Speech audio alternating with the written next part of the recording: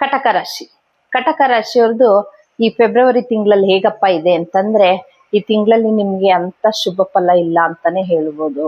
7ನೇ ಮನೆಯಲ್ಲಿ ಕುಜ ಇದ್ದಾನೆ. ಉಚ್ಚ ಸ್ಥಾನದಲ್ಲಿ ಕುಜ ಇದ್ರೂನು ನಿಮ್ಗೆ ಹೆಂಗೆ ಅಂತಂದ್ರೆ ಕೆಲ್ಸದಲ್ಲಿ ತುಂಬಾ ಒಂಥರ ಸ್ಟ್ರೆಸ್ ಅಂತಾನೆ ಹೇಳ್ಬೋದು.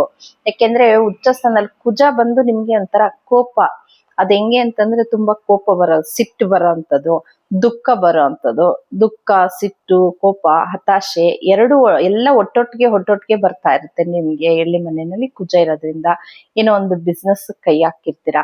ಆ ಬಿಸ್ನೆಸ್ ಅಲ್ಲಿ ಅತ್ಯಂತ ಲಾಭ ಏನಂತ ಬರ್ತಾ ಇರಲ್ಲ. ಯಾಕೆಂತಂದ್ರೆ ನಿಮ್ಗೆ ಲಾಭ ಅಂತಂದ್ರೆ 2ನೇ ಮನೆ ಅಧಿಪತಿ ಆಗಿರುತ್ತೆ. ಆ 2ನೇ ಮನೆ ಅಧಿಪತಿ ಬಂದು ಯಾವಾಗ 8ನೇ ಮನೆಗೆ ಹೋಗ್ತಾನೋ ನಿಮ್ಗೆ ಬಿಸ್ನೆಸ್ ಅಲ್ಲಿ ಒಂದು ಲಾಭ ಎಕ್ಸ್ಪೆಕ್ಟೇಷನ್ ಮಾಡೋದಕ್ಕಾಗಲ್ಲ. ಯಾರೋ ಒಂದು ಹಣಕಾಸಿನ ಕೊಟ್ಟಿರ್ತೀರಾ, ಈ ತಿಂಗಳು ಬರುತ್ತೆ ಅಂತ ಅನ್ಕೊಂಡಿರ್ತೀರಾ, ಅದನ್ನ ಎಕ್ಸ್ಪೆಕ್ಟೇಷನ್ ಮಾಡ್ಬೇಡಿ. ಯಾಕೆಂತಂದ್ರೆ ಈ ತಿಂಗಳಲ್ಲಿ ನಿಮ್ಗೆ ಒಂಥರ ಸ್ವಲ್ಪ ಕಷ್ಟ ಅಂತಾನೆ ಹೇಳ್ಬೋದು. ಅದ್ರಲ್ಲಿ ಹೆಲ್ತ್ ಇದಿರ್ಬೋದು ನಿಮ್ಗೆ. ಯಾಕೆಂತಂದ್ರೆ 12ನೇ ಮನೆಯಲ್ಲಿ ಗುರುಗ್ರಹ ಕೂತಿರ್ತಾನೆ. 6ನೇವನಾಗಿ ನಿಮ್ಗೆ 9ನೇವನಾಗಿ 12ನೇ ಮನೆಯಲ್ಲಿ ಗುರುಗ್ರಹ ಕೂತು ಈ ಕಡೆಯಿಂದ ನಿಮ್ಗೆ 8ನೇ ಮನೆಯಲ್ಲಿ ಎಲ್ಲಾ ಗ್ರಹಗಳು, ಯಾಕೆಂದ್ರೆ ರಾಹು, ಶುಕ್ರ, ಬುಧ, ರವಿ ಎಲ್ಲಾ ಗ್ರಹಗಳು 8ನೇ ಮನೆಯಲ್ಲಿ ಇರೋದ್ರಿಂದ ಸ್ವಲ್ಪ ಕಷ್ಟ ಅಂತಾನೆ ಹೇಳ್ಬೋದು. 13ನೇ ತಾರೀಕುವರೆಗೂ ನಿಮ್ಗೆ ಕುಜ ಮತ್ತೆ ರವಿ ಎರಡೂನು ನಿಮ್ಗೆ 7ನೇ ಮನೆಯಲ್ಲೇ ಇರ್ತಾನೆ. ಅಲ್ಲಿವರೆಗೂ ಓಕೆ.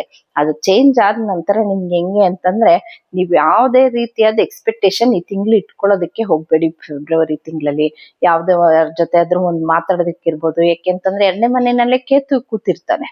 ಈ ಕಡೆ 3ನೇ ಮನೆ ಅಧಿಪತಿನು ನೀ ಯಾರನ್ನೋ ಒಬ್ಬರನ್ನ ನಂಬ್ಕೊಂಡಿರ್ತೀರಾ. ಏನೋ ಒಂದು ನಮ್ಗೆ ಈ ತಿಂಗಳು ಯಾರನ್ನೋ ಸಾಲ ಕೇಳಿದೀನಿ, ಕೊಡ್ತೀನಿ ಇರಪ್ಪ ಅಂತ ಹೇಳಿರ್ತಾರೆ. ಅವ್ರು ಕೂಡ ಇನ್ನೇನ್ ಕೊಡ್ತೀನಿ ಅಂತ ಇರ್ತಾರೆ. ಯಾವಾಗ ಎಲ್ಲ 8ನೇ ಮನೆಗೆ ಬುಧ ಗ್ರಹನು 8ನೇ ಮನೆಗೆ ಹೋಗ್ತಾನೋ ನಿಮ್ಗೆ ಆ ಸಹಾಯ ಎಕ್ಸ್ಪೆಕ್ಟೇಷನ್ ಮಾಡಿದ್ರೆ ಈ ತಿಂಗಳಲ್ಲಿ ಸಿಗೋದಿಲ್ಲ.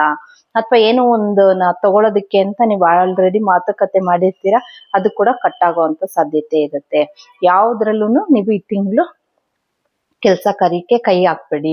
ಒಂದ್ ವಾಹನ ತಗೊಳೋದಿರ್ಬೋದು, ಒಂದ್ ಜಾಗ ನೋಡಿರೋ ಅಂತದಿರ್ಬೋದು, ಯಾವ್ದೊಂದನ್ನು ನಿಮ್ಗೆ ಎಲ್ಲ ಹೆಂಗೆ ಅಂದ್ರೆ ಎಲ್ಲಾನು ಗ್ರಹಗಳು ಹೋಗಿ 8ನೇ ಮನೆಯಲ್ಲಿ ಕೂತಿರೋದ್ರಿಂದ ಈ ತಿಂಗಳು ನಿಮ್ಗೆ ವಿಪರೀತವಾದ ಒಂಥರ ಏನೋ ಅಂತ ಹೆಂಗೆ ಅಂತಂದ್ರೆ ಒಂಥರ ದುಃಖ, ಯಾರಿಗೂ ಹೇಳೋದಕ್ಕೂ ಆಗಲ್ಲ, ಬಿಡಕ್ಕೂ ಆಗಲ್ಲ. ಆ ತರ ಸ್ವಲ್ಪ ಮೋಸ ಆಗೋಂತ ಸಾಧ್ಯತೆ ಇರುತ್ತೆ ನಿಮ್ಗೆ.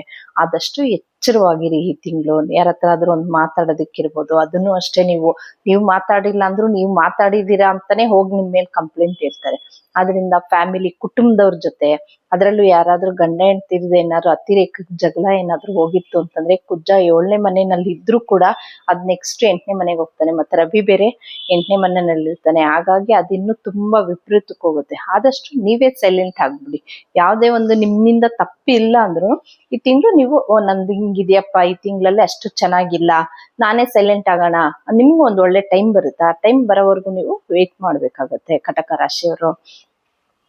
ರಾಶಿಯವರು ಇದು ಏನಪ್ಪ ಪರಿಹಾರ ಮಾಡ್ಕೊಬೇಕು ಈ ತಿಂಗಳಲ್ಲಿ ಅಂತಂದ್ರೆ, ಬುಧ ಬಂದು ಹೆಸರು ಕಾಳಿಗೆ ಅಧಿಪತಿ ಆಗ್ತಾನೆ.